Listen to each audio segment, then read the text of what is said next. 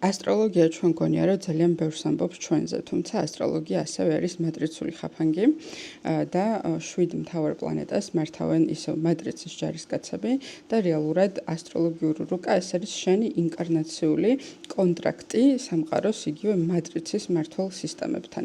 ის აჩვენებს, რომელი პლანეტა რა პროგრამით გმართავს.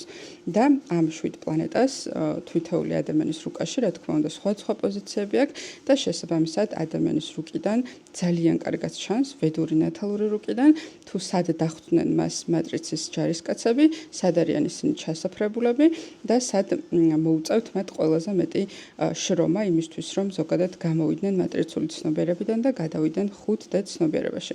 ამის განსაზღვრა ხდება პირადი კოსმიური რუკის შედგენით, რომელიც ასევე კურსის ფარგლებში არის შესაძლებელი. კურსი რედფილის შესახებ სრული ინფორმაცია არის აპინულ პოსტში Instagram-ზე, ხოლო წინა ნაკადების ფიდბექებს ნახავთ ჰაილაითებში.